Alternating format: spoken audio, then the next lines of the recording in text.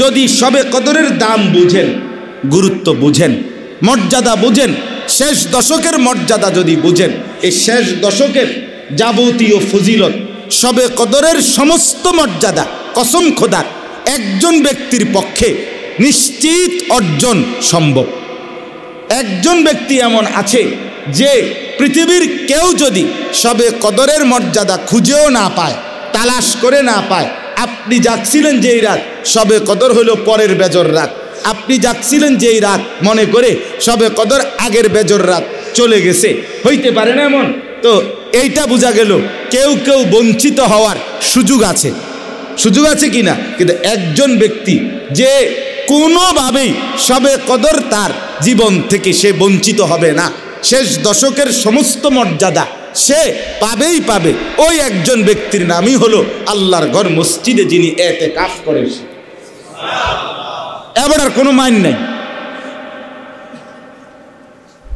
সবে কদর যেই রাত্রেই হোক শেষ দশকে, যেই ঘন্টাতে উনি যদি একেবারে পুরা ঘুমেও থাকে, মসজিদে বলে ফুল ঘুমে সবে কদরে যাইতেছে গায়ে দিক দিয়ে, ওনার উর্ফি দিয়ে যাবে, ওনার উর্ফি দিয়ে আপনি জেন দিয়ে ঘুরে আইয়েন, আপনি এই রোডে ঢুকতে। ফেরেস্তা যেন বলতেছে আল্লাহ ফেরেস্তাকে, ফেরেস্তা সবে কদরের যাই দিবা আমার বান্দা করে, এবারে যেমন লাগবে ওটা আমার ঘরে। কোনো ভদ্র মেজবান তার মেহমানকে বঞ্চিত করেন, কোনো ভালো মেজবান বাড়িওয়ালা তার মেহমানকে কি করে না, বঞ্চিত করে। রব্বে করিম তার ঘরের মেহমানকে বঞ্চিত করে। এই জন্য শ্রেষ্ঠতম সুযোগ, আমি একটু সময় বেশি নিচ্ছি, আমি আরেকবার গত 3 জুমা পড়াইতে পারি নাই না, আমি উমরায় ছিলাম, আল্লাহর ঘরের সফরে ছিলাম, আসছি গত শনিবার। আমার ঠান্ডা, এই সফর থেকে আসার পরেই ঠান্ডা লাগছে, কাশ। আবার আগামী জুমাও আবার পড়াইতে পারবো, আমি ইতিকাফে বসে যাব ইনশাআল্লাহ। রবিবার দিন আমার শায়েখ আল্লামা মুফতি মুশতাকুন নবী কাসেমি সাহেব হুজুরের সাথে কোটবাড়ি সুদন্যপুর হুজুরের মাদ্রাসায় আমি আবার ইতিকাফে বসব। আমার চাকরি থাকলেও কিছু করার নাই, না থাকলেও কিছু করার নাই, এটা আমার নিয়মিত রুটিন আমল। আমি সবসময় ইতিকাফ চেষ্টা করি, তো এই হিসাবে চাকরির মায়া করলে আমার লাভ হতো না। এখন এই জন্য একটু সময় বেশি নিলাম। অর্থাৎ আপনাদের কাছে আমার অনুরোধ হইল যে রমজানের এই শেষ দশকের ইতিকাফ নবীজি সাল্লাল্লাহু আলাইহি সাল্লাম হাত্তা তাওয়াফাহুল্লাহ, কথাটা খেয়াল করেন, নবী সাল্লাল্লাহু আলাইহি সাল্লাম একেবারে বুখারী মুসলিমের হাদিস, আল্লাহর নবী সাল্লাল্লাহু আলাইহি সাল্লাম রমজানের রোজা যে বছর ফরজ হলো 2য় হিজরি, সেই থেকে নিয়ে পরবর্তী 9 বছর মৃত্যু পর্যন্ত আল্লাহর নবী প্রত্যেক বছর রমজানের শেষ দশকে ইতিকাফ করেছেন। নবী কখনোই, আচ্ছা এখানে একেবারে কোনো লজ্জা দেওয়ার উদ্দেশ্য না, শরম না, এমনি একটা কথা কওনের লাগে, কখনোই এই পর্যন্ত ইতিকাফ করেন নাই এরকম ভাগ্যবানরা একটু হাত উঠানছে এখানে, যারা ইতিকাফ করেন নাই যারা, মাশাআল্লাহ মাশাআল্লাহ, একবার অধিক সংখ্যক জয়যুক্ত হয়েছে। দেখছেন নি দুলাল ভাই, অধিক সংখ্যক কি হয়েছে? এখন আসেন, আপনি এই কথাটার এবার আমারে জবাব দেন। আপনি শুধু এবার যারা হাত তুললেন, লজ্জার কিছু না, আমরা ইনসাফের কথা বলি, ভাবতে শিখি। আমি আপনি প্রত্যেকেই প্রিয় নবী সাল্লাল্লাহু আলাইহি সাল্লামকে ভালোবাসি কিনা? নবীর ভালোবাসা আমাদের দাবি কিনা? আমরা ভালোবাসি। তাহলে এখন রাসূলুল্লাহ সাল্লাল্লাহু আলাইহি সাল্লাম হাত্তা তাওয়াফাহুল্লাহ, মৃত্যু পর্যন্ত তিনি কোনোদিন ইতিকাফ ছাড়েন নাই। আপনি আজও কোনোদিন করেন নাই, তিনি কখনো ছাড়েন নাই, আপনি কখনোই করেন নাই। খোদার কসম করে বলেন, হাসরের ময়দানে নবী যখন জিজ্ঞেস করবে, আনিস আমি কখনোই ছাড়ি নাই, তুমি কখনোই করো নাই, কি কারণ হইতে পারে? কি জবাব দিবেন? একজন ভাগ্যবান বল, এটা রেকর্ড হবে কোন? এটা অন ভিডিও হইব, রেকর্ড হইব কোন? বলেন কি বলবেন? আমার বাপ বলেন, রাসূলুল্লাহ সাল্লাল্লাহু আলাইহি সাল্লাম সবে কদরের তালাশের জন্য পুরা 1 বছর, পুরা 30 দিন, পূর্ণ মাস ইতিকাফ করছে সবে কদরের তালা। এরপরে জিব্রাইল এসে জানাইছে, ইয়া রাসূলুল্লাহ সবে কদর শেষ দশকে এরপরে নবীজি প্রতি বছর শেষ দশক এতেকাফ করতেন। প্রথম বছর শবে কদরের তালাশে নবী এতেকাফ করছেন মসজিদে কতদিন? 30 দিন। এরপরে যখন জিব্রাইল জানাইছে যে শবে কদর শেষ দশকে, এবার শবে কদর পাওয়ার আশায় নবীজি শেষ দশক মৃত্যু পর্যন্ত এতেকাফ করতেন। যেই বছর আল্লাহর নবী সাল্লাল্লাহু আলাইহি সাল্লাম ইন্তেকাল করছেন, ওই বছর তিনি 20 দিন আরো 10 দিন বাড়াইয়া এতেকাফ করছেন। তাহলে তিনি কখনো কমান নাই, বরঞ্চ উপর্যুপুরি বাড়াইছেন, আর কখনোই ধারাবাহিকভাবে ছাড়েন নাই। তাহলে সেখানে আমি আপনি কখনোই করেন না। কোরআন শরীফের এই আয়াত, ওয়ালা তুবাশিরুহুন্না ওয়া আনতুম আকিফুনা ফিল মাসাজিদ, কোরআনুল কারীমে রমজানের আলোচনা, রোজার আলোচনা, যেই 5টা আয়াতে সূরা বাকারার 183 থেকে 187 5 আয়াতে রোজা সম্পর্কিত যাবতীয় বিধিবিধান আল্লাহ উল্লেখ করছেন। করার পরে এ শেষ যে কথা বলে আল্লাহ রোজার হুকুম কথাবার্তা শেষ করছেন, এটা হলো এই এতেকাফের কথা। আল্লাহ বলছেন, আমার বান্দা শেষ দশক তো জানি তুমি আমার ঘর মসজিদে এতেকাফ করবা, তো তখন কিন্তু আগের 20 দিন যে রাত্রিবেলা স্ত্রীর কাছে যাওয়ার অনুমতি ছিল, এটা কিন্তু এই 10 দিনে থাকবে না। মসজিদে থাকবা, এতেকাফ করবা, এই 10 দিন রাতেও স্ত্রীর কাছে যাওয়া যাবে না, এটা কিন্তু বলে দিলাম।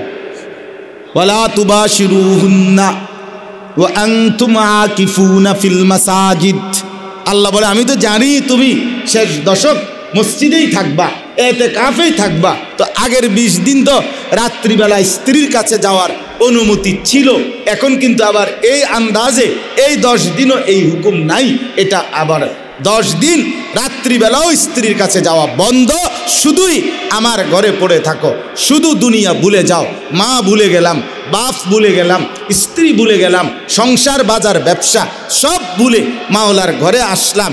আল্লাহ তাআলা বলেন, তুমি যদি সব ছাড়তে পারো বান্দা আমার জন্য, তো আমিও তোমাকে পূর্ণ আমার জন্য গ্রহণ করে নিলাম। যাও, তোমাকে জান্নাত দিয়েই দিলাম, তোমাকে মাফ করেই দিলাম।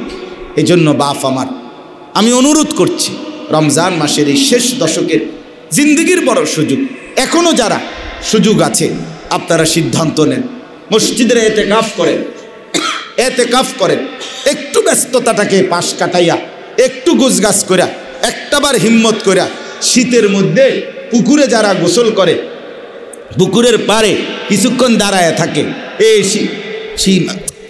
মানে নামতে সংকোচ বোধ করে, কিন্তু সাহস করে লাফ দিয়া লাইলে এরপরে সহজ হয়ে যায়। আপনি যদি একবার হিম্মত করে এতেকাফের নিয়তে, যে না কি রে কয় 10 দিন মাত্র বাড়ির কাছে মসজিদ, কি হয়েছে, অসুবিধাটা কি, আল্লাহর ঘরেই তো বসমু, চারিদিকের বউ বাচ্চার মানুষগুলো তো আছেই, থাকবে, কিচ্ছু হবে না, 10টা দিন আল্লাহর ঘর মসজিদে এতেকাফের নিয়তে বসে যান, শবে কদর নিশ্চিত পেয়ে যাবেন। আখেরি দশকের সমস্ত নিয়ামত, বিশেষ করে জাহান্নাম থেকে মুক্তির পরোয়ানা ইনশাআল্লাহ আল্লাহ চাহে তো এতেকাফের বরকতে আপনার কপালে জুটে যাবে, জান্নাতের এলান ফরমান আপনি পেয়ে যাবেন। এই জন্য আমার এই কথাটাকে খামখেয়ালি করেন না, বরঞ্চ নিয়ত করেন যে ইনশাআল্লাহ রসুলুল্লাহ, আমি 2013 সালে আমার শায়েখ আল্লামা মুফতি মুশতাকুন নবী সাহেব বলছে এই কথাইটা, এই যেটা আমনে করে কইছি, হুজুরে আমারে বলছে, মাওলানা নবী কখনোই ছাড়েন নাই, আপনি কখনোই করেন নাই, কি বলবেন হাসরের মাঠে? কসম খোদা, ওই এক কথা আমার দিলে লাগছে, যারে কয় কি ঠিকই তো, নবী আমাকে বলবে, উম্মত আমি কখনোই এতেকাফ ছাড়লাম না, তুমি কখনোই করলা না, কারণটা কি? তখন আমি কি জবাব দেব? তা আমি বললাম, হুজুর হাসরের ময়দানে আর জবাব দেব না, ইনশাআল্লাহ এই বছর থেকেই আমি নিয়ত করলাম মৃত্যু পর্যন্ত শেষ দশক আল্লাহ চাহে তো ইনশাআল্লাহ এতেকাফ করব। আলহামদুলিল্লাহ সেই নিয়তে 2013 সাল থেকে আজকে 24 এই পর্যন্ত, গত বছর পর্যন্ত ধারাবাহিকভাবে এতেকাফ আর ছোটে নাই, এতেকাফটা আসান হয়েছে, এটা আমার কাছে এখন আমার জিন্দিগির অংশই মনে হয়। খালাস, কোনো সমস্যা নেই, কোনো বিষয় না, কোনো অসুবিধা হয় না। এই জন্য শেষ দশকের এই এতেকাফ আমরা আমাদের দেশে, আমাদের সমাজে, চতুর্দিকের গ্রামে গঞ্জে এতেকাফের একটা নিয়ম বানায় নিছে, একবারে বুড়া অসল একদম শেষ বয়সের কোনো অসল বুড়া গিরাগাড়ি জোরাজারি ছেড়ে দিছে, এবারে দিয়ে আর দুনিয়ার কোনো কাম চলে না, এবারে আইনা 4 জনে আলগি দিয়া মসজিদে আইনা হতাই দিয়া বলছে, চাচা আমনে আমগো ইজ্জত বাঁচান, আমনেরে ছাতি দিমু, আমনেরে পাঞ্জাবির কাপড় দিমু, লুঙ্গি দিমু, গেঞ্জি দিমু, বুটমুড়ি দিমু, যাইবার সময় 2-4-5 টাকা দিমু, আমনি ইজ্জত বাঁচান। আমরা চাইতো অসল আর কেউরে পাই নাই, আমনেরে হতাই দিমু। আর যাওয়ার সময় এবারে হতাইয়া আল্লাহরে বলে যে, আল্লাহ এতে অসল আর পাই নাই, গ্রামের সবচেয়ে অসল চাচারে আমনের দ্বারে দিয়ে গেল। তো আল্লাহ তাআলার ফেরেশতারা যেন জিজ্ঞেস করে যে, ভাই সচলরা কই? তো হেরা উত্তরে দেয়, গ্রামবাসী সচলরা কান্দির ভাত আর চান্দিনা মার্কেটে সবাই, সচলরা জুতা কিনে, অসল চাচা মসজিদে। আস্তাগফিরুল্লাহ। তাহলে ইতিকাফ এটা বুড়া অচল এই মানুষের জন্য না, ইতিকাফ মুসলমানের জন্য, ইতিকাফ ইমানদারের জন্য, ইতিকাফ সবে কদর যে পেতে চায় তার জন্য, ইতিকাফ জাহান্নাম থেকে যে মুক্তি চায় তার জন্য, ইতিকাফ জান্নাত যে পেতে চায় তার জন্য। এই জন্য ইনশাআল্লাহ প্রত্যেকেই নতুন করে আবার স্বপ্ন দেখেন। 10টা দিন খুব কঠিন কিছু না, আমরা চেষ্টা করব তো ইনশাআল্লাহ। নিষেধ করার কোনো সুযোগ আসেনি। আমরা আগে এই কথা শেষ বলেন যে না আমি ইতিকাফ করব না, আমার পক্ষে সম্ভব না, এই কথা বলবেন। এই কথা বলার মতো হিম্মত শক্তি যে রসুল কখনোই ছাড়েন নাই। আমনে বললেন আমি কখনোই করব না বা আমি করতামে না, এই কথা বলার অধিকার আছে কারো? অতএব প্রত্যেকেই নিয়ত করেন ইনশাআল্লাহ, এবারই নিয়ত করেন, এখনই নিয়ত করেন যে আমি ইতিকাফ করব ইনশাআল্লাহ। আল্লাহ আমাদের প্রত্যেককে তৌফিক দান করেন, কবুল করেন। আপনারা প্রত্যেকে ইনশাআল্লাহ রমজানের শেষ টাইমটা কাজে লাগাবার চেষ্টা করেন। মাহে রমজান আমাদের মাঝে চলতেছে, আলহামদুলিল্লাহ। রমজানের মধ্য দশক, মাগফিরাতের দশক শেষ হওয়ার পথে। দেখতে দেখতে রমজান চলেই যাচ্ছে। আরবি কিতাব আছে বিখ্যাত লাতাইফুল মাআরিফ, ইমাম ইবনু রজব হাম্বলি রহমতুল্লাহি আলাইহির কিতাব, আরবিতে। বছরের 12 মাস, বিভিন্ন দিবস, রজনী এবং গুরুত্বপূর্ণ যে আমলগুলো এই সম্পর্কিত আলোচনা ওই কিতাবটাতে। মনে করেন শবে বরাত, শবে কদর, মাহে রমজান, এরপরে আশুরা, মহররম, জিলহজ মাসের ফজিলত ইত্যাদি ইত্যাদি। এই বিভিন্ন দিবস, রাত, বিভিন্ন ইসলামের গুরুত্বপূর্ণ আমলের সময়গুলোর বিস্তারিত ফজিলতের বর্ণনার কিতাব এটা। সেখানে রমজানের আলোচনা যখন করা হয়েছে, অনেক সুন্দর রমজানের উপরে তিনি অনেক গুরুত্বপূর্ণ কথা বলছেন। লাস্টে একটা কথা বলছেন কিতাবের শেষে, বয়ান রমজানের আলোচনার লাস্টে, যে হে রমজান, খুব আবেগে বলছেন যে হে রমজান তুমি আরেকটু ধীরে ধীরে বয়ে যাও, আরেকটু আস্তে আস্তে যাও। তোমার প্রতি ঘন্টা, প্রতি মিনিট, প্রতি সেকেন্ড কতই না দামি। প্রতি মিনিটে মিনিটে কত আল্লাহর বান্দা জাহান্নাম থেকে মুক্তি পাচ্ছে, জান্নাতের খুশখবরই পাচ্ছে। তুমি আরেকটু ধীরে ধীরে যাও। অর্থাৎ রমজানকে ভালোবেসে নিজের মনের আবেগে উনি এই কথাগুলো বলছেন যে রমজানের প্রতি মিনিট, প্রতি মুহূর্ত, প্রতি সেকেন্ড কতই না দাম। কত মানুষকে আল্লাহ তাআলা জাহান্নাম থেকে মুক্তি দেয় এই মাসে। জন্য মাহে রমজান আমাদের কাছ থেকে দেখতে দেখতে ফুরায় যাচ্ছে, ঘন্টা, মিনিট, সেকেন্ডগুলো চলেই যাচ্ছে। এখন আমাদের শেষ দশক সামনে। আগামী রবিবার থেকে রমজান মাসের শেষ দশক শুরু হবে, শেষ 10 দিন। শেষাংশ। এখন দেখেন, আমি শুধু আপনাদের সামনে এই রমজানের এই শেষ অংশ, শেষ দশক, এটা নিয়ে অল্প কিছু কথা বলতে চাই, যেহেতু এখন সামনে শেষ দশক। বছরের 12 মাসের মধ্যে 11 মাসের মধ্যে রমজান মাস আলাদাভাবে শ্রেষ্ঠ। পুরা মাস 11 মাসের চাইতেও 1000 গুণে শ্রেষ্ঠ, ফজিলতপূর্ণ এই একটি মাস। আর এই একটি মাসের মধ্যে প্রথম 20 দিনের চাইতেও অনেক বেশি দামি, অনেক গুণ বেশি দামি শেষ দশক, শেষের 10 দিন, আখের এই 10 দিন। কেন এত দামি? অনেক কারণ। এর মধ্যে একটা বড় কারণ, মূল কারণ, এই শেষ দশকে লাইলাতুল কদর। শেষ দশকের মূল দামি হওয়ার সবচেয়ে বড় কারণ শেষ দশকে লাইলাতুল কদর। লাইলাতুল কদর, লাইলাতুল কদর কি জিনিস? তো আরশে আজিমের মালিক আল্লাহ তাআলা নিজেই, আল্লাহ তাআলার কাছে এতটা প্রিয় রাত, আল্লাহ তাআলার কাছে এতটা পছন্দের রাত যে আল্লাহ তাআলা নিজেই বলছেন কোরআনুল কারীমের স্পষ্ট আয়াতে, লাইলাতুল কদর খায়রুম মিন আলফি শাহর। লাইলাতুল কদর কি? ওমা আদরাকা মা লাইলাতুল কদর। আল্লাহ তাআলা নিজে বলার ঢং কি? আল্লাহ নিজে নবীকে বলছে, জানেন আপনি লাইলাতুল কদর কি? আমরা খবর আছে কোনো? শোনেন আমার থেকে। আমরা অনেক সময় বলি, তুমি জানো মি এটার দাম কত জানো? আমরা কথা কব, কি জিনিস জানো তুমি? আল্লাহ তাআলা বলেন, বন্ধু আপনি জানেন লাইলাতুল কদর কি? আল্লাহ তাআলা বলেন, আমি বলছি শোনেন, লাইলাতুল কদর খায়রুম মিন আলফি শাহর। লাইলাতুল কদর একটি রাত, এমন রাত যা 1000 মাসের চাইতেও উত্তম।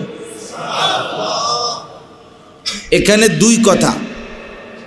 এক কথা হলো 1000 মাস,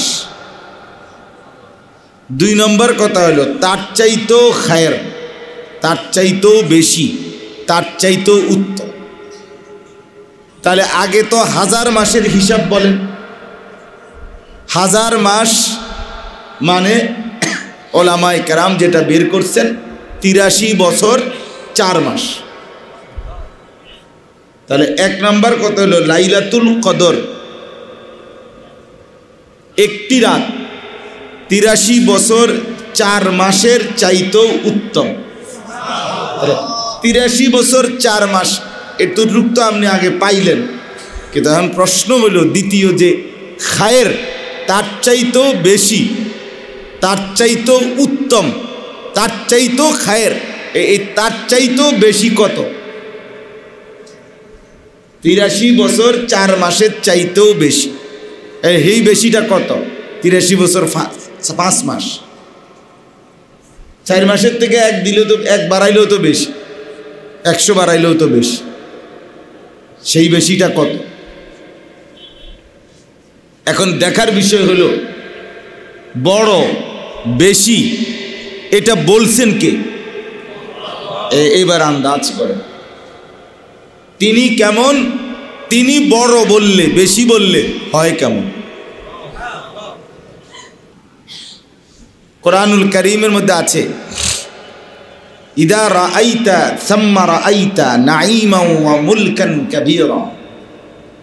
আল্লাহ তাআলা বলেন, আমার বান্দা যখন জান্নাত দেখবে, জান্নাতি বান্দা যখন জান্নাত দেখবে, আবার দেখবে, আবার দেখবে, দেখে ভাববে, বুঝবে যে এটা তো এক বিশাল বড় নেয়ামতে ভরা সাম্রাজ্য, মুলকান কাবীরা, একটা বড় বাদশাহী, বড় রাজত্ব, বড় সাম্রাজ্য।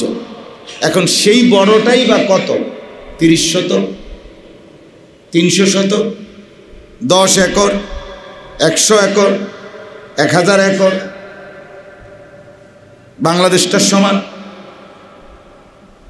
বলেন, আল্লাহ তাআলা বলছেন বড়, সেটা কত বড়? রাসূলুল্লাহ সাল্লাল্লাহু আলাইহি ওয়াসাল্লাম একটা আইডিয়া দিয়েছেন যে তোমরা মানুষ, তোমাদের দুনিয়া এটার চাইতে বেশি কিছু বুঝবা না। এই জন্য আল্লাহর নবী সাল্লাল্লাহু আলাইহি ওয়াসাল্লাম বলছেন সর্বনিম্ন জান্নাতের যেই সাম্রাজ্য দেওয়া হবে সেটা হলো আদ-দুনিয়া ওয়া আশারাতু আমসালিহা, 10টি দুনিয়া বরাবর, মানে 10টা বাংলাদেশ বরাবর, 10টা সান্দিনা বরাবর। এই হলো সর্বনিম্ন জান্নাতির জান্নাত।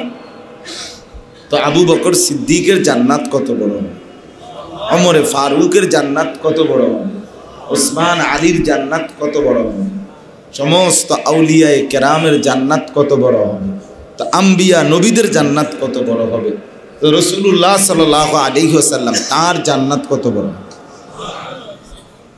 তাইলে এই খায়রুন 1000 মাসের 83 বছর 4 মাস তার চাইতেও বেশি উত্তম, তার চাইতেও বেশি, এই বেশিটা আল্লাহ বলছেন বেশি। তাহলে আল্লাহ যত বড় তার জবানের বেশি, এটাও তত বেশি।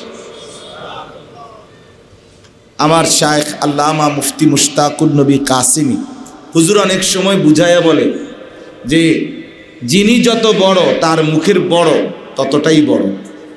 মেম্বার সাহেব যদি বলে একটা বড় মাছ কিনছি আমি, তো হতেই পারে 8-10 কেজি। চেয়ারম্যান সাহেব যদি বড় মাছ কিনে বলে যে একটা বড় মাছ কিনছি, তো হবে হয়তো 16-17 কেজি অথবা 18-20 কেজি। এমপি সাহেব যদি বলে বড় মাছ কিনছি, তাহলে সেই বড় হবে 20-30 কেজি।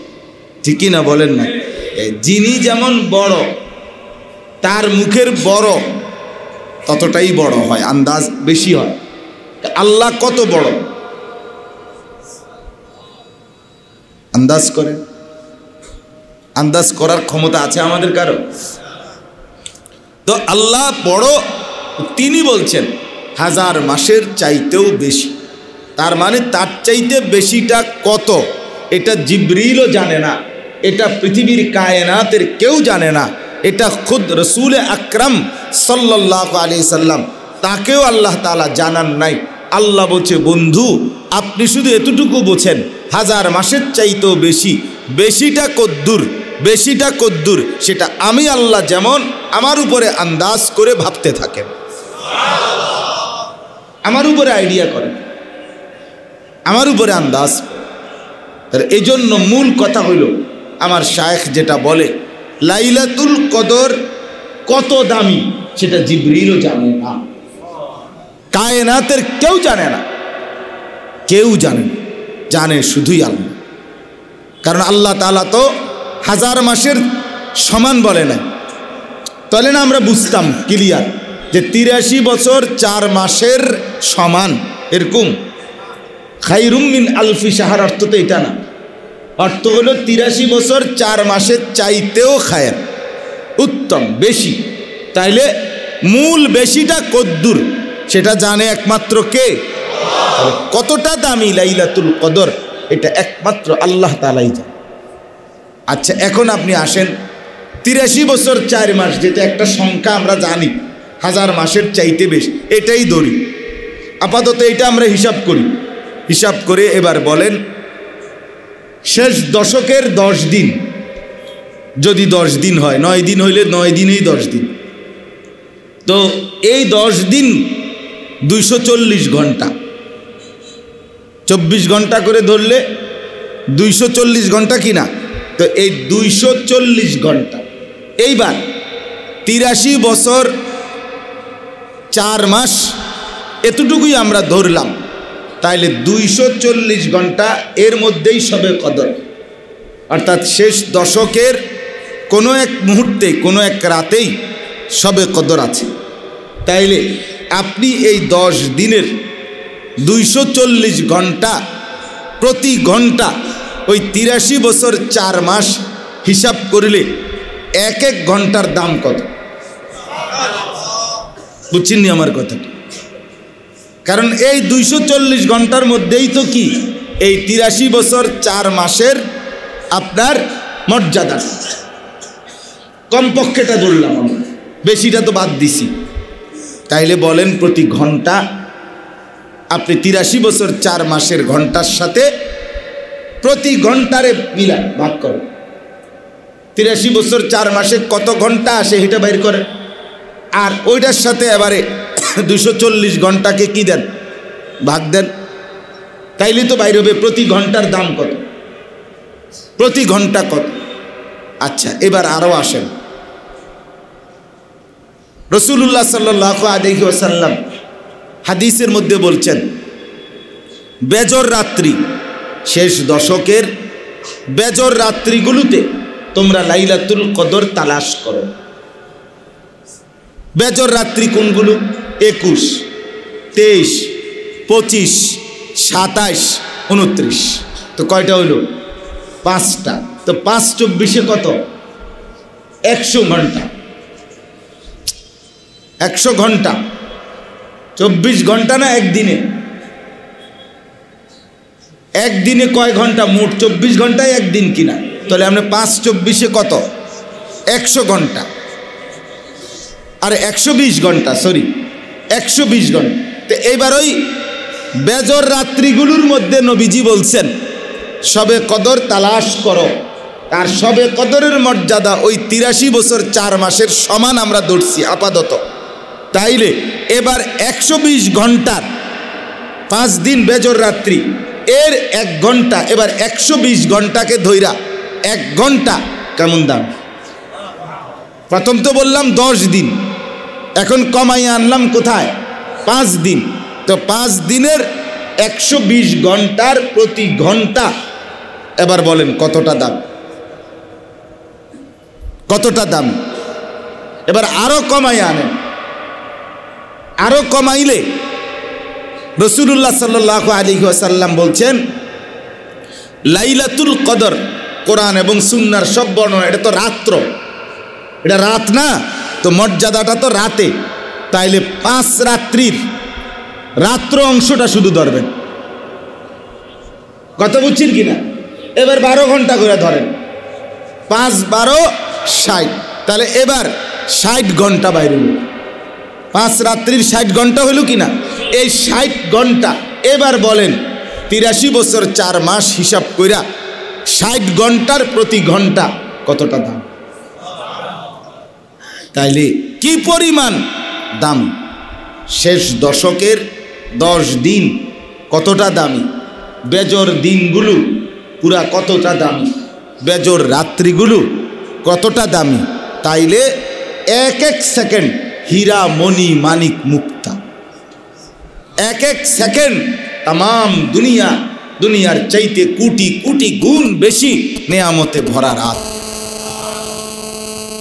আহা, এতটা দামি রাত, এতটা মর্যাদাপূর্ণ মুহূর্ত, লক্ষ লক্ষ মুসলমান মা বোন জওয়ান মানুষগুলো এত দামি, এত দামি এক এক সেকেন্ড।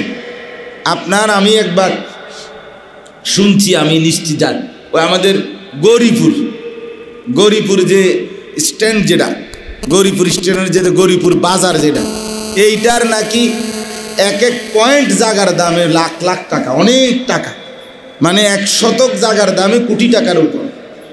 আপনার একদিন কে জানি আমার বলছে, অর্থাৎ প্রতি শতক জায়গা কোটি কোটি টাকা।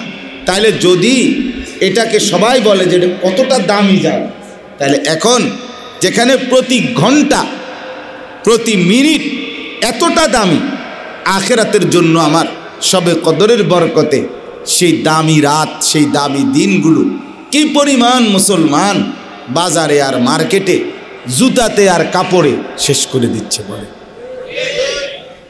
এতটা দামি, এতটা মর্যাদাপূর্ণ সময় মুহূর্তগুলো মুসলমান আপনার শুধুই কেবল এক জোড়া জুতা চয়েস করতে গিয়া, একটা জামা চয়েস করতে গিয়ে, একটা প্যান্ট চয়েস করতে গিয়ে এত বড় রাত শেষ করবে।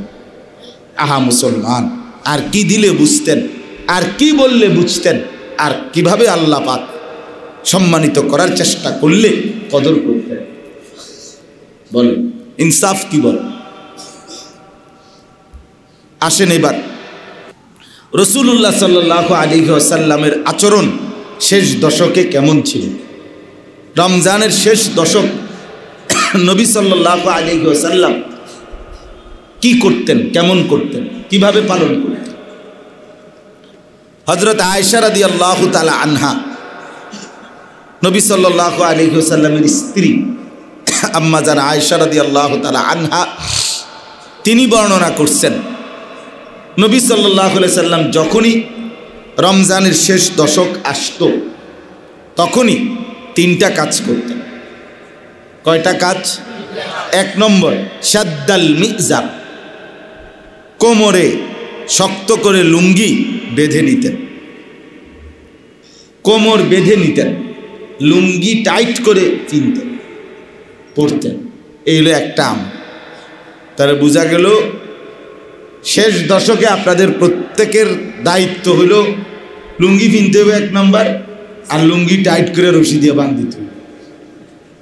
তাহলে সবাই রশি কিনবেন, একটা একটা লুঙ্গি কিনবেন এবং ওইটা পরে রশি দিয়ে বাঁধিবেন। এই না, অর্থ হইল দুইটা।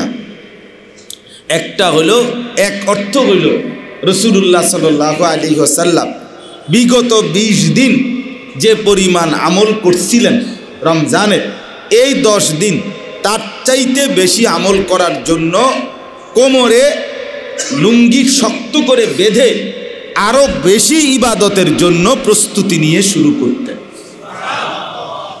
মানুষ, আমাদের বাংলা ভাষাতেও এটা একটা প্রবাদ আছে যে সে কোমর বাইন্দা নামছে, তুমি তারে কেমনে ঠেকাইবে, হেতে যেমনে নামছে তুমি পারতেন না, এবারই জিতবো, মার্কা এটাই জিতবো।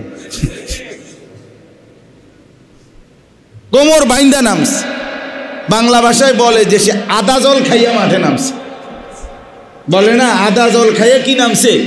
মাঠে নামছে। মানে ডু অর ডাই পজিশন, সে মন্ত্রের সাধন কিংবা শরীর পাতন, অর্থাৎ এটা গন্তব্যে পৌঁছবেই সে। তো রাসূলুল্লাহ সাল্লাল্লাহু আলাইহি ওয়াসাল্লাম কোমর শক্ত করে বাঁধতেন, মানে হলো এই দশক তিনি পুরাপুরি ইবাদতের মধ্যে এইভাবে ডুবে যেতেন যে আল্লাহর বন্দিগি, আল্লাহ তাআলার মহব্বত, জিকির, তেলাওয়াত, দোয়া, কান্নাকাটি, রোনাজারি ছাড়া অন্য কোনো ফিকির করতেন। কোমরে শক্ত করে গামছা বেঁধে, মনে হয় যেন লুঙ্গি বেঁধে ভারী মজবুতভাবে পূর্ণ ইবাদতের জন্য প্রস্তুতি নিতেন। আমরা আরও সহজে বুঝবেন, সেটা হলো আমরা সবসময় দেখি, আমরাও দেখছেন, আপনারাও দেখছেন যে মানুষ যখন কারোর সাথে কোনো ঝগড়া লাগে অথবা ভারী কোনো জিনিস মানুষ করতে শুরু করে, তখন মানুষ কোমরে এই গামছা টাইট করে বাইন্ধা নেয়। ইট উঠাইব, সিমেন্টের বস্তা উঠাবে, তারা কোমরে কিছু বাঁধ দিয়ে আনে। কোমরে যদি কিছু বাঁধ দেয় শক্ত করে, তাইলে শরীরে শক্তি হয়, আলাদা শক্তি সঞ্চয় হয়। কাজে লাগলে দেখবেন যে গামছা লাগাইয়া বান দিয়ে এবার ভাতিজার ফুট একদম হতাইল, মা তুই আগ গাইবি, আমি ফিরছাম। এই মানে কোমরে গামছা লাগাইয়া কি সঞ্চয় করে? শক্তি সঞ্চয়। যারা মার্শাল আর্ট শিখে, দেখবেন যে এই কুংফু কারাতে যারা শিখে, তাদের মূল ইয়া হলো এই কোমরের বেল্ট। কোমর, আমি অনেক ছেলেকে দেখছি, আপনার কোমরের বেল্ট তাদের এটা মূল বিষয়, প্রশিক্ষণের মূল পরিচয় বেল্ট। এটা তাদের বেল্ট টাইট করে বাঁধে, এরপরে শিখে। অর্থাৎ ভারী কাজ করার জন্য কোমরের মধ্যে কিছু বেঁধে নেওয়া, এটা একটা কার্যকর মাধ্যম। তা আল্লাহর নবী সাল্লাল্লাহু আলাইহি ওয়াসাল্লাম এই 10 দিন ইবাদত আরও বেশি করবে, এই জন্য তিনি কোমরের মধ্যে লুঙ্গি শক্ত করে বেঁধে নিতেন। আর 2 নম্বর অর্থ হলো এটা, রাসূলুল্লাহ সাল্লাল্লাহু আলাইহি ওয়াসাল্লাম কোমরে লুঙ্গি শক্ত করে বেঁধে নিতেন। আম্মা জান আয়েশা রাদিয়াল্লাহু তাআলা আনহা তার এই বক্তব্যের দ্বারা একথা বোঝার উদ্দেশ্য, নবী সাল্লাল্লাহু আলাইহি সাল্লাম এই 10 দিন পূর্ণ আল্লাহর ঘর মসজিদে এতেকাফের জন্য ঢুকে যেতেন এবং এতদিন যে 20 দিন রাত্রিবেলাটুকু সময় স্ত্রীর কাছে থাকার, স্ত্রীর কাছে সময় কাটাবার রমজান হওয়ার পরেও রাত্রিকালীন অনুমতি ছিল। এই 10 দিন, শেষের 10 দিন একেবারে স্ত্রী সংসার সব কিছু ত্যাগ করে একদম লুঙ্গি বান্ধিয়া আল্লাহর ঘর মসজিদে ঢুকে যেত। অর্থাৎ আর রাত্রি এবং দিন কোনো সময়ই আর স্ত্রীর কাছে যেতেন। দিনে তো যাবেনই না, রাতেও পুরাপুরি আল্লাহকে পাওয়ার জন্য, আখেরাত পাওয়ার জন্য, জাহান্নাম থেকে বাঁচার জন্যে, জান্নাতের নিয়ামত অর্জনের জন্যে, আল্লাহ তাআলার মহব্বত আর মারেফাতে এতেকাফের নিয়তে মসজিদে ঢুকে। এই হলো অর্থ শাদ্দাল মিজার। তাহলে নবী সাল্লাল্লাহু আলাইহি সাল্লামের শেষ দশকের আমল কি বুঝলেন? 1। 2 নাম্বার, ওয়া আহইয়া লাইলাহু, নবীজি শেষ দশক রাত্রি পুরাটাই জেগে থাকতেন। এ কথার 2 অর্থ লিখছে ব্যাখ্যায়। হয়তো সামান্য পরিমাণ বিশ্রাম করতেন আর বাকিটা জেগেই থাকতেন, আর নয়তো সারা রাতই জেগে থাকতেন। 3 নম্বর, ওয়া আইকাযা আহলাহু, নবী সাল্লাল্লাহু আলাইহি ওয়াসাল্লাম তার স্ত্রী এবং সন্তানদেরকে এই শেষ দশক প্রতিদিন ইবাদতের জন্য, আখিরাতের জন্য, বন্দেগীর জন্য জাগিয়ে দিতেন। স্বাভাবিকভাবে অন্য সময় তো ফজরের ওয়াক্তে উঠাইতেন, কিন্তু এই দশক, শেষ দশক, বউ বাচ্চাদেরকেও তিনি সারা রাত্রি জাগার জন্য এবং বেশি রাত্রি জাগার জন্য উৎসাহিত করতেন, উঠাই দিতেন। আইকাযা। তাহলে এই 3টা আমল, তাহলে এই 3টা সরাসরি রাসূলুল্লাহ সাল্লাল্লাহু আলাইহি ওয়াসাল্লামের আমল। আরও শুনেন, আল্লাহ নবী সাল্লাল্লাহু আলাইহি ওয়াসাল্লামের স্ত্রী আম্মা জান আয়েশা রাদিয়াল্লাহু তাআলা আনহা আরও বর্ণনা করছেন যে রাসূলুল্লাহ সাল্লাল্লাহু আলাইহি ওয়াসাল্লাম রমজানের শেষ দশকে ইয়াজতাহিদু ফিল আশরিল আওয়াখির মা লা ইয়াজতাহিদু ফি গায়রিহি, নবী সাল্লাল্লাহু আলাইহি ওয়াসাল্লাম রমজান মাসের শেষ দশকে এই পরিমাণ মেহনত করতেন, ইয়াজতাহিদু, চেষ্টা, পরিশ্রম, ইবাদত, বন্দিগি করতেন, মা লা ইয়াজতাহিদু ফি গায়রি, নবীর মতো এতটা বেশি ইবাদত করে নেওয়ালা। কিন্তু আম্মা জান আয়েশা বলে তিনি বছরের অন্য সময় 11 মাস আর গত 20 দিন, এই 11 মাস 20 দিনেও তিনি এত বেশি পরিমাণ চেষ্টা, মেহনত, ইবাদত করতেন না। তার মানে কি? বাকি 11 মাস 20 দিন নবী সাল্লাল্লাহু আলাইহি সাল্লাম যথোপযুক্ত ইবাদত আমল কম করতেন। কথা বলেন না কেন? রাসূলুল্লাহ সাল্লাল্লাহু আলাইহি সাল্লামের আমলের ঘাটতি কোন মাসে ছিল, কোন বছর ছিল? তাহলে সারা বছরই তিনি বন্দেগী করতেন, কিন্তু এই সময়টা এসা গত 11 মাস 20 দিনকে পিছনে ফেলে মনে হতো যেন তার চাইতে অনেক বেশি ইবাদত করছে। তাহলে এখন এই 2 হাদিস একত্র করলে আপনাদের কি কথা দাঁড়াইল? এই কথা দাঁড়াইল রমজান মাসের শেষ দশক আমাদের প্রিয় নবী সাল্লাল্লাহু আলাইহি ওয়াসাল্লাম ইবাদত, আমল, আখিরাতের পুঁজি সংগ্রহ, জাহান্নামের মুক্তি, জান্নাতের আশা, এক কথায় আল্লাহর বন্দিগির মধ্যে সর্বোচ্চ শক্তি ব্যয় করে লেগে যায়। তাহলে আমাদের করণীয় কি এইটা, না তার উল্টো? বলেন না, আমাদের উচিত কি এই সর্বোচ্চ শক্তি ব্যয় করে স্ত্রী, ছেলে, মেয়ে এবং নিজেরা এই শেষ দশক আল্লাহ তাআলার ইবাদতের মধ্যে লেগে যাওয়া, না তার ভিন্ন কিছু? কিন্তু আমরা ইনসাফের সাথে বলেন, আমরা আমাদের স্ত্রী, ছেলে, মেয়েদেরকে দিয়ে কি করাচ্ছি? আহা মুসলমান, কেমনে ভুলে গেলেন আখিরাত? কেমনে ভুলে গেলেন মরণকে? কেমনে ভুলে যান আল্লাহকে? কি পরিমাণ মা বোন, কি পরিমাণ ছেলে মেয়েকে বাজারে পাঠায় দিয়েছেন। আপনার কি সমর্থন নাই এর মধ্যে? আপনি পুরুষ, আপনি মেয়ের বাবা, আপনি ছেলের বাবা, আপনি স্ত্রীর স্বামী, আপনার কি এতে সমর্থন ছিল না? আপনি জানেন না এটা? আপনার বউ যে বাজারে আপনি জানেন না, আপনার মেয়ে যে বাজারে আপনি জানেন না, আপনি সিরা খান, আপনি সেহরিতে সিরা খান পানি ভিজাইয়া, আপনি বুঝেন না। আপনি তো সমর্থনই করছেন, অপরাধী আর সমর্থনকারী তো সমানই।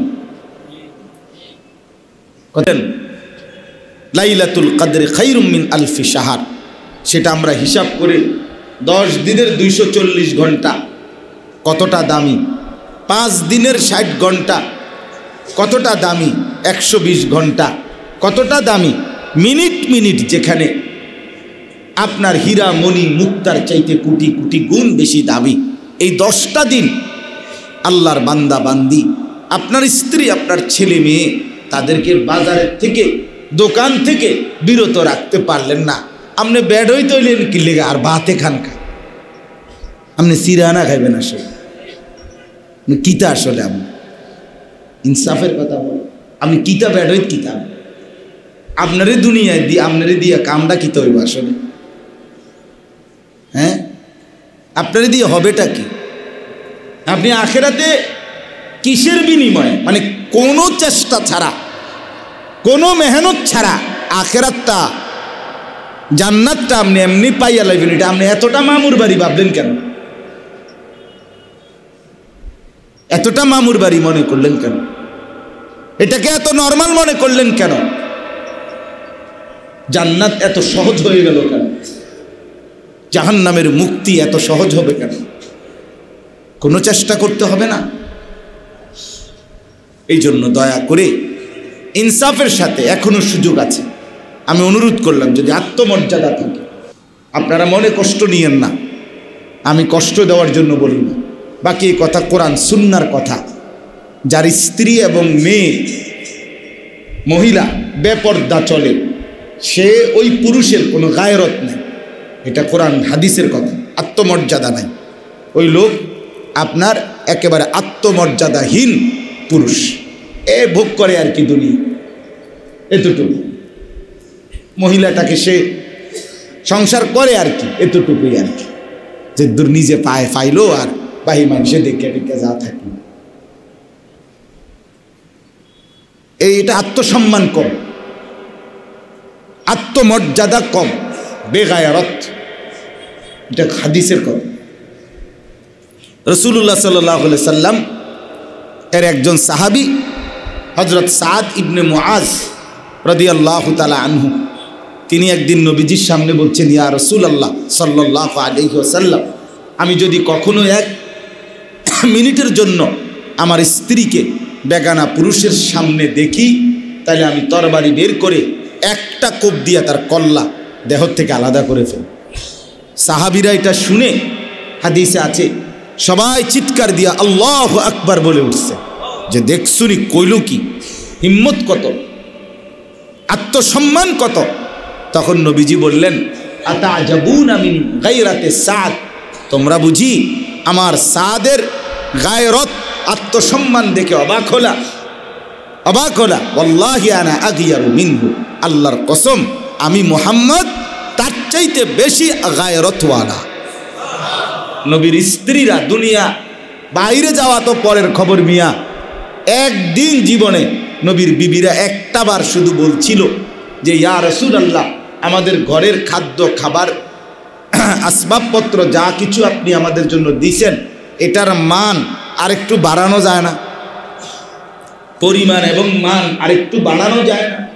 সেদিন আর নবী সাল্লাল্লাহু আলাইহি সাল্লাম আপনার এশার নামাজের পরে আর না মসজিদ থেকে আর ঘরে ফিরে নেন।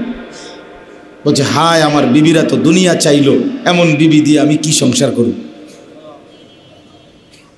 কোরআন শরীফে আছে সূরা আহজাবের মধ্যে, আল্লাহ তাআলা তখন যেন আল্লাহ তাকায়া দেখতেছে, হায় বন্ধু আমার রাগ করে করে মসজিদে বসে আছে, ঘরে তো যায়, যে এই সমস্ত বেড়ি দিয়ে কি ভাই বেড়ি কইল নাকি?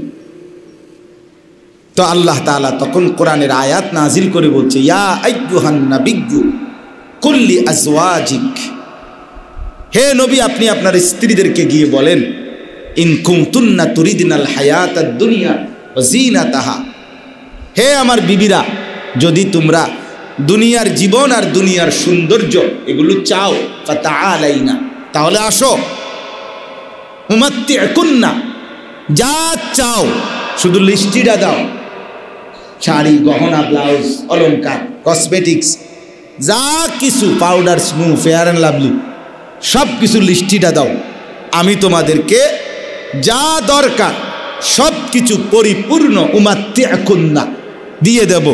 তবে শর্ত একটাই, নবী বলেন উসাররিহুন্না সারাহান জামিলা, তবে এক শর্ত শুধু, দুনিয়া যা চাও আসবাবপত্র, মাল, সম্পদ সবই দেব, শুধু আমি মুহাম্মদকে স্বামীর বন্ধন থেকে ছেড়ে দিতে হবে, শুধু আমাকে ছেড়ে দাও, আমার স্ত্রী আর থাকবা না, আমার থেকে তালাক নিয়ে চলে যাইতে হবে। এবারে তুমি কইবা আমি ট্রাক বইরা পিকআপ বইরা মাল দিয়ে দেব, কিন্তু মাগার মুহাম্মদের বিবি আর এই পরিচয়ে থাকতে রাজি থাকলে বলো। ওয়া ইন কুনতুন্না তুরিদিনাল্লাহা ওয়া রাসূলাহু ওয়াদ দারাল আখিরাহ ফাইন্নাল্লাহা আ'আদ্দা লিল মুহসিনাতি মিনকুন্না আজরান আযীমা। রব্বুল আলামিন বলে, বন্ধু আর বলে দেন, যদি তোমরা আল্লাহকে চাও, রাসূলকে চাও, আর আখিরাতের ঘর জান্নাতকে পেতে চাও, তাইলে এখন মুহসিনাত, নেক আমলকারিনী হইতে হবে, বিনিময়ে আমি আল্লাহ তোমাদেরকে সর্বোত্তম বিনিময়ে দান করব। আল্লাহ চাও এটা ছাড়ো, রাসূলকে চাও দুনিয়া ছাড়ো, আখিরাতকে চাও দুনিয়া ছাড়ো, বিনিময়ে আজরান আযীমা, মহা বিনিময় আমি দান করব। আল্লাহ নবী সাল্লাল্লাহু আলাইহি সাল্লাম হযরত আয়েশা রাদিয়াল্লাহু তাআলা আনহাকে, নবীজির স্ত্রী, যিনি ওই কথার মধ্যে এই যে ছোট্ট যে আন্দোলন, এই আন্দোলনের নেতৃত্ব দিছিলেন উনি, আয়েশা রাদিয়াল্লাহু তাআলা আনহা ছিলেন নেত্রী, লিডার, ওনার মাধ্যমে কথাটা কওয়াইছে আর বাকি বউরা। তো আল্লাহর নবী বলছেন, আয়েশা, ঘরে আয়েশা বলছে, তোমারে এখন আমি একটা কথা আল্লাহর পক্ষ থেকে শোনাবো, লগ লগ উত্তর দিতে হবে না, সাথে সাথে উত্তর দিও না, বাইরে গিয়া বুঝা তোমার আব্বা মার সাথে আর তোমার যারা সহযোগী, তোমার কি সদস্য, আন্দোলনের যারা কর্মী তোমার, তার লগে বুঝা কইবা। হযরত আয়েশা রাদিয়াল্লাহু তাআলা বুঝা লাইছে যে ঘটনা বেশি লক্ষণ ভালো না। বলছি, ইয়া রাসূলুল্লাহ, কার থেকে কি বুঝবো এটা পরের কথা, আগে কোন ঘটনা কি এটা? কইছে, আল্লাহ তাআলা এই আয়াত নাজিল করে তোমাদের কাছে ইখতিয়ার জানাইছে, তোমাদের ইচ্ছা, দুনিয়া চাইলে দুনিয়া নাও, আমাকে শুধু ছেড়ে দাও, আর আমাকে চাইলে আখিরাত থেকে নিতে। তো হযরত আয়েশা রাদিয়াল্লাহু তাআলা আনহা তখন তাফসীর আমরা নিজে পড়ছি, উনি বলছেন, আল্লাহর কসম ইয়া রাসূলুল্লাহ, আমি আমার বাবা মা আর ওই বাকি স্ত্রীদের সাথে পরামর্শ করার কোনোই দরকার নাই, আপনাকে যদি হারাইতে হয় বিনিময়ে আমি গোটা পৃথিবী নিতেও রাজি না, গোটা পৃথিবী দিল আমি আপনার বন্ধন ছাড়তে রাজি না, আমি আপনাকে নিয়ে রাজি। তো এজন্য বাপ আমার ভাই, আত্মসম্মানের ব্যাপারে এটা, আত্মমর্যাদার ব্যাপারে রমজানের এই শেষ দশক কদর করেন, কদর করেন, কদর করেন। রমজানের এই শেষ টাইমটা আল্লাহর ওয়াস্তে ইনসাফের সাথে বিবেক দিয়া স্ত্রী ছেলে মেয়েকে বাজার, মার্কেট, শপিং, এই কেনাকাটার এই উৎসব, এই সম্পূর্ণ এই জঘন্য শয়তানি এই উৎসব, এটার থেকে ফিরা, এটার থেকে ফিরা। এটা সরাসরি সরাসরি ইবলিস আপনার এই ফর্মুলা আমাদের মুসলিম সমাজের মধ্যে দিছে। একজন ব্যবসায়ীর বিরুদ্ধে আমি না, কাপড় ব্যবসায়ীর বিরোধিতা করে আমার ঘনিষ্ঠ বন্ধু আছে, কাপড় ব্যবসায়ী, অনেক কাপড় ব্যবসায়ীর বিরোধিতা করেন, কিন্তু কাপড় ব্যবসায়ী শুধু কেবল এই টাইমটাতেই কাপড় বেচতে হবে, এটা কেন? এটা আমরা বানায় নিছি। সারা বছর কি আর বেচা কিনা হয় না? রমজানের আগে কি কিনার সুযোগ ছিল না? তাইলে তাইলে তার আখিরাত কখন? এই ব্যবসায়ী যে ব্যবসায়ী একটার পর একটা আল্লাহ তাআলা এতটা দামি শেষ দশক দিলেন, আর এই বেচারা দোকানদার সে আল্লাহ তাআলা রাখতেছে সর্বশ্রেষ্ঠ লাইলাতুল কদরের নিয়ামত নেওয়ার জন্য, আর সেই লোকটা মহিলাটাকে বলতেছে আপা আপনাকে না জুতাটা খুব মানাইছে, এটা দেখাই, আচ্ছা ওটা নামাও, তা আপা এটা আপনাকে আরও মানাইছে, আপনি দেখেন 2-4 জনকে জিজ্ঞেস করেন, এটা শুধু আপনার জন্যই বানানো হয়েছে। কাঁচা মিশা কথা, ডাইরেক্ট মিথ্যা কথা বেটা, মিথ্যুক তুই বেটা, তুই আগের বেডিরও এটাই কইস যে এটা আপনার লেগে বানাইছে শুধু, কথা বলেন না? তাইলে এই রমজানের শেষ দশক আল্লাহ তাআলা বুঝি তোমার বেডির পায়ে জুতা ফিন্দায় দেওয়ানোর জন্য দিয়েছেন। কথা কি এই ছিল? এই জন্য আমার শায়েখ আল্লামা মুফতি মুশতাকুর নবী সাহেব হুজুর বলছে যে চলেন এই ফিকির উঠাই, আওয়াজ তুলি যে ব্যবসায়ীর ব্যবসা বন্ধ নয়, তবে রমজানে নয়, রমজানে নয়।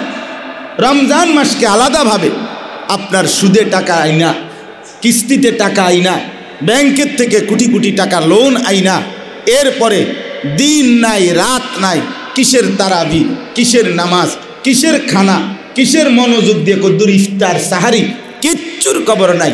আহারে বান্দা, এই পরিমাণ কষ্ট মেহনত করে রাত দিন অতিরিক্ত লোক খাটাইয়া তুমি যা কিছু বেচা কিনা করলা, ঠিক দিন শেষে রাত শেষে পাইকার আইসা অথবা ব্যাংকওয়ালারা আপনার মোটা অঙ্কের টাকাটা তোমার কষ্টের সবটা তাদেরকে দিয়া দিলা, সামান্য কিছু লাভের টাকা শুধু নিজের কাছে রাখি। খুব বেশি কি অর্জন করলা? মোটা টাকাটা তো পাইকাররাই দিয়া দিলা, ওরাই তো নিয়ে গেল তোমার মোটা টাকাটা, তো তুমি তো তাকে মুনি না খাটলা, তাকে বদলা না দিলা, বদিল্লা না গিরি করলা, অতিরিক্ত কি খাটাইলা? খুব বেশি কি? কিন্তু কিসের জন্য? হুজুর সবসময় বলে হায় হীরা ফেলে মাটি নিলা, মণিমুক্তা নিলে ফেলে মাটি নিলা। কোরআনুল কারীম স্পষ্ট আছে, আল্লাহ তাআলা বলেন কুল মা ইনদাল্লাহি খায়রুম মিনাল লাহবি ওয়া মিনাত তিজার। হে নবী আপনি বলেন আল্লাহর কাছে যা আছে, আল্লাহ যা দিবে তা তোমাদের এই তামাশা এবং ব্যবসা বেচা কিনা তার চাইতেও কোটি গুণ উত্তম। এই জন্য আমার প্রথম কথা এটা, আপনারা রমজানের এই শেষ দশকে কমপক্ষে 10টা দিন টার্গেট করে নিজেদের স্ত্রী ছেলে মেয়েকে, আপনার সামর্থ্য আপনি প্রয়োগ করেন। চান্দিনা বাজারের সমস্ত দোকানদারের ব্যবসা শাটার ফেলে দেওয়া আপনার অধিকার নাই, অধিকার নাই, ঠিক কিনা বলেন না কেন? আপনি এই ক্ষমতা দেখাইতেন যাইেন, আপনি কাজ্জা বাজাইতেন যাইেন, কিন্তু আপনার স্ত্রী, আপনার মেয়েটা, আপনার ঘর, এটুকুর নিয়ন্ত্রণও যদি আপনি করতে না পারেন তা আপনি করলেন তাকে। এটুকু করেন, আপনার সামর্থ্যটুকু, আপনার সাধ্যটুকু প্রয়োগ করেন। আল্লাহ তাআলা আমাদেরকে তৌফিক দান করেন। আর একটা কথা, এটাই শেষ কথা, রমজান মাসের শেষ দশকে তাইলে আপনারা বুঝলেন যে রাসূলুল্লাহ সাল্লাল্লাহু আলাইহি ওয়াসাল্লামের প্রথম আমল রমজানের শেষ দশকে কোমর বেঁধে নিতেন, মানে হলো মসজিদে এতেকাফে চলে আসতেন। কথা বুঝছেন কিনা? এখন একটা কথা হলো, ওই আগের কথায় আবার আসেন, রমজান মাসের শেষ দশকে প্রতি মিনিট, প্রতি সেকেন্ড, প্রতি ঘন্টা, প্রতি মুহূর্ত অনেক দামি। কিসের কারণে? শবে কদর। কিসের কারণে বলেন না? লাইলাতুল। আর লাইলাতুল কদর নির্দিষ্ট এক রাত্রিতে নয়, লাইলাতুল কদর 27 তারিখ রাতে নয়, 27 তারিখ লাইলাতুল কদরের সম্ভাবনাময় একটি রাত, 21 তারিখ লাইলাতুল কদরের সম্ভাবনাময় একটি রাত, 23 তারিখ লাইলাতুল কদরের সম্ভাবনাময় একটি রাত, 25 তারিখ লাইলাতুল কদরের সম্ভাবনাময় একটি রাত, 29 তারিখ লাইলাতুল কদরের সম্ভাবনাময় একটি রাত। 21 তারিখের যেই মর্যাদা, 23 তারিখের সেই মর্যাদা, 25 তারিখের সেই মর্যাদা, 27 তারিখের সেই মর্যাদা, 29 তারিখেরও সেই মর্যাদা। বুঝাইতে পারিনি? রাসূলুল্লাহ সাল্লাল্লাহু আলাইহি সাল্লাম কোনো হাদিসে এ কথা নির্ধারিত করে বলেন নাই, চূড়ান্ত বলেন নাই। 21 তারিখের কথাও আছে, 23 তারিখের কথাও আছে, 27 তারিখের কথাও আছে, 25 তারিখের কথাও আছে, 29 তারিখের কথাও আছে। নবীজি বলছে তাহাররাও, তোমরা তালাশ করো লাইলাতুল কদরি ফিল আশরিল আওয়াখির, রমজানের শেষ দশকে। কোথাও আছে ফিল ভিতরে মিনাল আশরিল আওয়াখির, রমজানের শেষ দশকের বেজর রাত্রি। দোনোটাই হাদিস। শেষ দশকে তালাশ করো, এটা চিন্তা করলে 21, 22, 23, 24, 25, 26, 27, 28, 29 সব সমান সমান। আবার বেজর রাত্রি তালাশ করলে 21, 23, 25, 27, 29। তাহলে আপনি শুধুই কেবল 27 তারিখ অকাট্য নিশ্চিত, এটাই সবে কদর। এই নিশ্চয়তা, এই অকাট্য একটার উপরে সিদ্ধান্ত নেওয়ার অধিকার আপনারা কে দিল? কথা বলেন, আপনাকে কে দিল? এই অধিকার দিল কে? তো বলে তাইলে কি 27 তারিখ আমি সবে কদরের নিয়তে ইবাদত করব না? আপনারা মানা করিল কে? ওমা কথা কয় না, মানা করার অধিকার দিল কে? আপনাকে চূড়ান্ত করার অধিকার দিল কে? আর এটারে বাদ ধরার অধিকারে বা দিল কে? আমি কি বাদ দিতে গেছি আপনারে? আমি কি আপনারে এটাই চূড়ান্ত বলছি? তাই আপনি 21 তারিখও জাগবেন, 23 তারিখও জাগবেন, 25 তারিখেও জাগবেন, 27 তারিখেও জাগবেন, 29 তারিখেও জাগবেন। আপনি প্রত্যেক রাত শেষ দশকের জাগবেন সবে কদরের নিয়তে। শেষ দশকের 10টা রাত পুরা আল্লাহর ইবাদত করেন। প্রতি রাতেই 4 রাকাত, 6 রাকাত, 8 রাকাত, 10 রাকাত নফল নামাজ পড়ে সবে কদরের নিয়তে দোয়া করেন। বেজর রাত্রিগুলো আরেকটু বেশি জাগেন, কিন্তু মূল ফিকির হলো সবে কদর তালাশ করা, সবে কদর তালাশ করা। আর এই জন্য সবে কদরের তালাশ, সবে কদরের দাম, আমি তো আগেই বলছি আমার শায়েখের কথা, সবে কদরের দাম কত, এটার প্রকৃত মূল্য একমাত্র আল্লাহ জানে। অতএব এতটা দামি সবে কদর। নবী সাল্লাল্লাহু আলাইহি সাল্লামের হাদিস, আল্লাহর নবী বলেন মান হুরিমা খাইরাহা ফাকাদ হুরিমা কুল্লা। নবীজি বলেন যে সবে কদর হারাইলো সে সব হারাইল। সবে কদর থেকে যে বঞ্চিত হলো, এটা একেবারে মুত্তাফাক হাদিস। নবীজি বলেন সে সব কল্যাণ থেকে বঞ্চিত। তুমি আর কিছুই পাইলা না, সবে কদর ধরতাইলা না, তুমি কিছুই ধরতে, তোমার দিয়ে হইতো না। আমি আরও একদিনও মনে বলছি কিনা, আমাদের দেশে বলে, আপনাদের দিকে আমি জানি না, আমাদের লাকসাম নাঙ্গলকোটে আমি শুনছি কলার ব্যবসা শেষ ব্যবসা। এটা জানেননি? কলার ব্যবসা শেষ ব্যবসা, অর্থাৎ কলার ব্যবসায় যে লাভবান হইতে পারে না, আমরি দিয়ে ব্যবসা হইতো না। আপনি বই বই চিরা বাজান, কলার ব্যবসায় মাইর নেই, লস। কলাতে এমনি ফসা যায়, তারপরেও যে অনেক লাভ থাকে কলা। অর্থাৎ কলার ব্যবসাও যে কুলাইতারে নাই, পারে নাই, ধরা খাইছে, এবারে দিয়ে কি হইতো না। এটা গ্রাম্য কথা। আপনি শেষ দশকের রমজান মাসটাকে আপনি আপনার আখিরাতের জন্য গুরুত্ব দিতে পারলেন না।